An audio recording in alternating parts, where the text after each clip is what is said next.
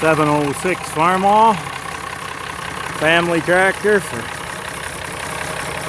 over 40 years. 268 baler. Auction sale fine, $700. Just baled 503 without a glitch. Tight, everyone. Had orders for 475. Got people out here picking them up. Doesn't that look fun? Few of you guys remember that.